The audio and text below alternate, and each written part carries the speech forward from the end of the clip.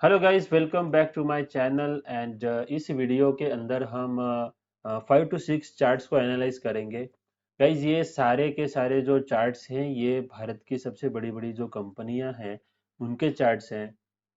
And अगर इनके अंदर अगर ब्रेकआउट आ गया तो ये अपने लाइफ टाइम हाई के ऊपर जाने वाली है ये सारी कंपनियां। एंड ये सारे स्टॉक्स पोर्टफोलियो स्टॉक्स हैं।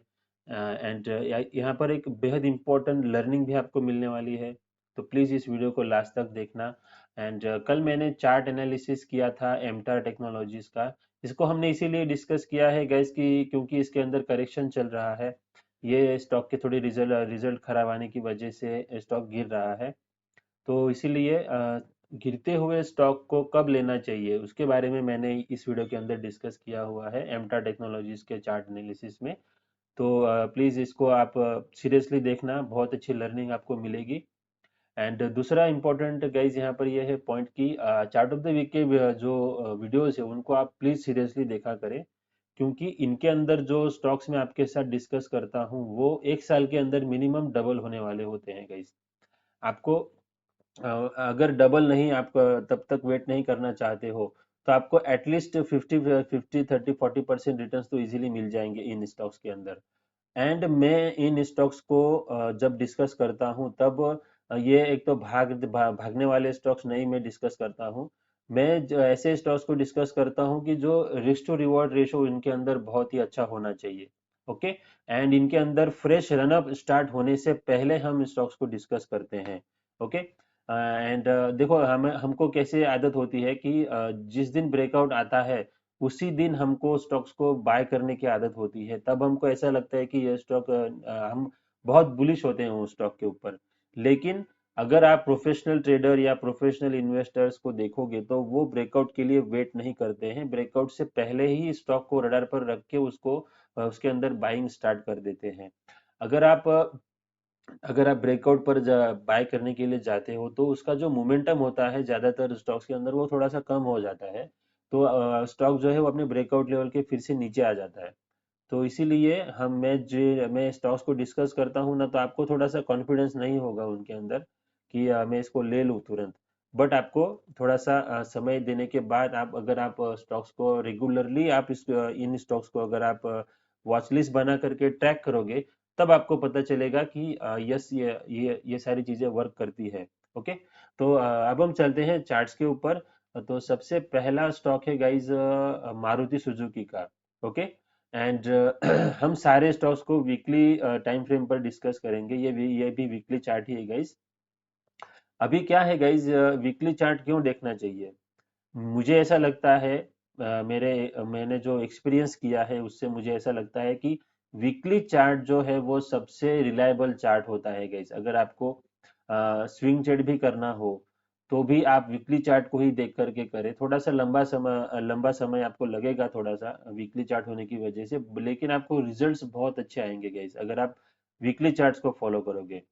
एंड जो सपोर्ट एंड रेजिस्टेंसेस होते हैं ना वो आपको वीकली चार्ट पर ही मार्क करने चाहिए, क्योंकि वीकली चार्ट के जो सपोर्ट एंड रेजिस्टेंसेस होते हैं उनको ज्यादातर टाइम स्टॉक्स रिस्पेक्ट करते हैं। अगर आप डेली चार्ट पर अगर सपोर्ट एंड रेजिस्टेंसेस लगाओगे तो वो ज्यादातर टाइम वर्क नहीं करते हैं। एंड अगर आप एफ एंड ओ के स्टॉक्स को अगर आप देखोगे तो वो तो कभी भी सपोर्ट एंड रेजिस्टेंस को ज्यादा रिस्पेक्ट नहीं करते हैं guys. Okay. Stop loss hit करने के लिए ये सारी चीजें होती हैं। तो अगर आप नॉर्मल स्टॉक्स को देखोगे कैश मार्केट में तो वहां पर जो सपोर्ट एंड रेजिस्टेंसेस होते हैं वो आपको वीकली चार्ट पर ही मार्क करके चलना चाहिए। ओके। तो या वीकली चार्ट पर आप फोकस करें ज्यादा से ज्यादा। तो गाइज अब हम इस चार्ट को डिस्कस करेंगे। ये मारुति सुजुकी का वीकली चार्ट है। मारुति सुजुकी के चार्ट पर यहाँ पर देखिए आप अगस्त 2023 में यहाँ पर ब्रेकआउट आया था, बहुत ही स्ट्रांग ब्रेकआउट आया था। ओके। एंड ये जो ब्रेकआउट आया था ये ब्रेकआउट आया था गाइज 2017 के प्राइस का। आप 18 भी मान सकते हो। 26 दिसंबर 2017 का जो टॉप लगा है उसका यहाँ पर ब्रेकआउट आया था गाइज। जस्ट अ मिनट, इसको मैं हाइड कर देता हूँ। ओके। तो ये वाला जो टॉप लगा था उसका ब्रेकआउट यहाँ पर 23 में आया है, तो अप्रोक्सीमेटली 5 इयर्स के बाद यहाँ पर ब्रेकआउट आया है।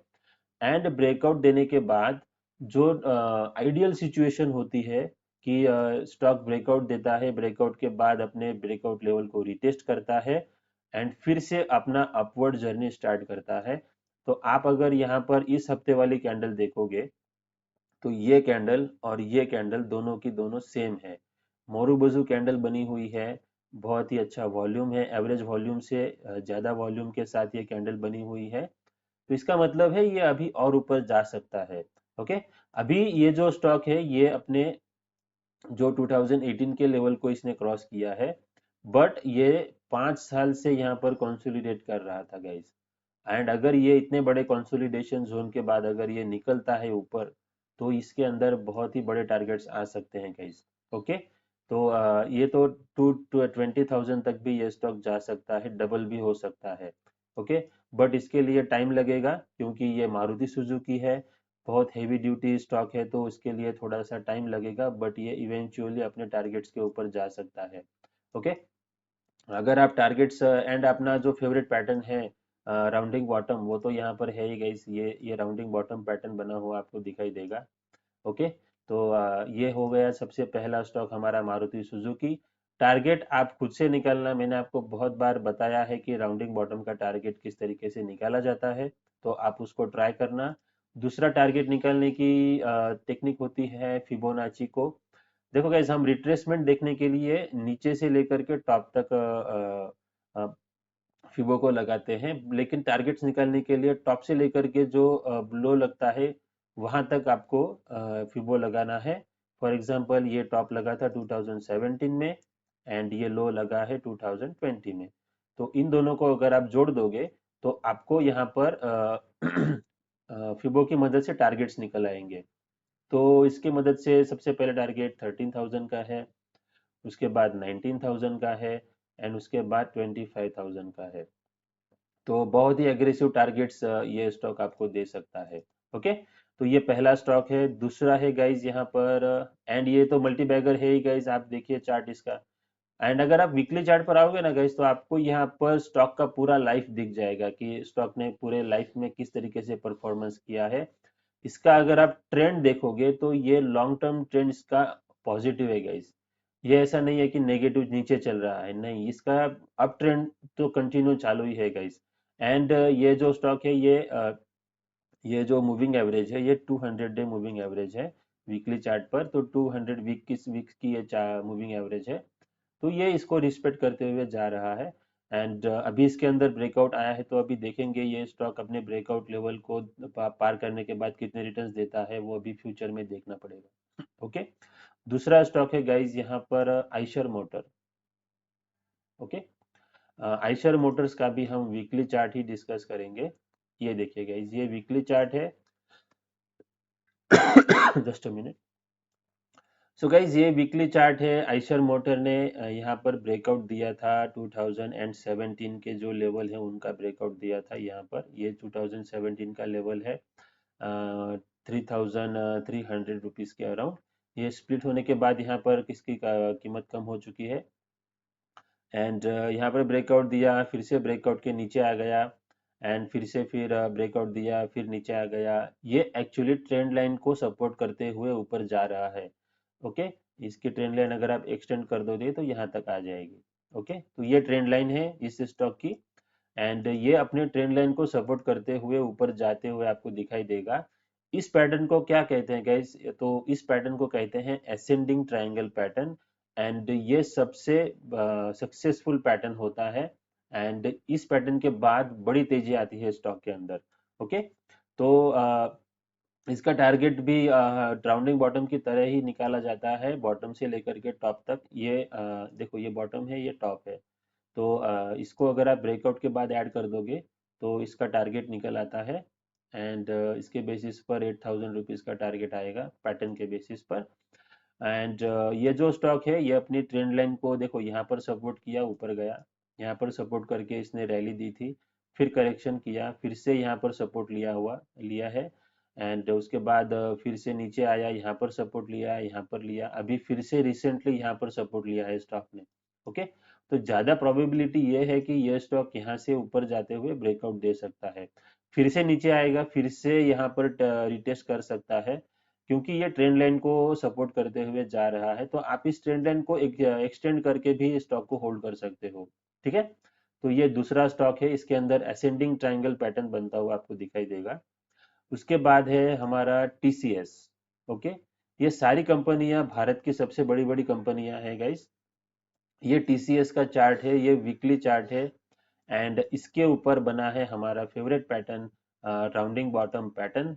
ये देखिए गाइस, ये राउंडिंग बॉटम पैटर्न बना हुआ है इसके वीकली चार्ट के ऊपर। अब ये जो स्टॉक है ये ब्रेकआउट देने के लिए रेडी हो रहा है, क्योंकि ये अपने रेजिस्टेंस के आसपास आकर के यहाँ पर कंसोलिडेट कर रहा है। ये इसका रेजिस्टेंस है गाइस, ये 3900 4000 रुपीज के अराउंड ये एक रेजिस्टेंस है स्टॉक के लिए। तो ये स्टॉक यहाँ पर आकर के अभी कंसोलिडेट कर रहा है। इसका मतलब ये ज्यादा प्रोबेबिलिटी ये है कि ये यहाँ से ब्रेकआउट दे सकता है। एंड अगर ये ब्रेकआउट देता है टीसीएस, तो आईटी सेक्टर के सारे स्टॉक्स के अंदर भी यहाँ पर तेजी आने वाली है गाइस।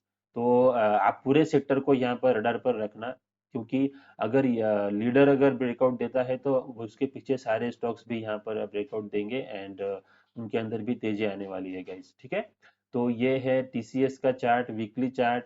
एंड इसकी प्रोबेबिलिटी ज़्यादा ये है कि ये ब्रेकआउट दे सकता है, क्योंकि इसका राउंडिंग बॉटम यहाँ पर कंप्लीट हो चुका है एंड ये कंसोलिडेट कर रहा है। अगर आपको कोई स्टॉक अपने रेजिस्टेंस के आसपास आकर के इस तरीके से खड़ा हुआ अगर आपको दिखाई दे, तो इसके ऊपर आपको डेली इसको वॉच करना है। एंड आप देखेंगे तो ज्यादातर केसेस में यहाँ पर ब्रेकआउट आ ही जाता है guys। ठीक है, अब नेक्स्ट स्टॉक है हमारा रिलायंस। ओके, ये रिलायंस का भी हम वीकली चार्ट देखेंगे। रिलायंस को मैं क्यों दिखा रहा हूँ, क्योंकि ये देखिए गाइस, इसके अंदर भी सेम पैटर्न बना हुआ है जो यहाँ पर अ, हमारे आयशर मोटर के अंदर बना हुआ था। ये देखिए, ये भी असेंडिंग ट्रायंगल पैटर्न है इसका भी, ये भी अपने ट्रेंड लाइन को सपोर्ट करते हुए ऊपर जा रहा था, एंड इसने फाइनली यहाँ पर ब्रेकआउट दे दिया है।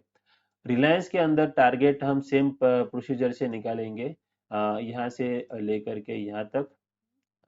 तो ये 42% का टारगेट आएगा ब्रेकआउट के बाद, एंड इसके अकॉर्डिंगली 3700 रुपीज का टारगेट निकल करके आता है।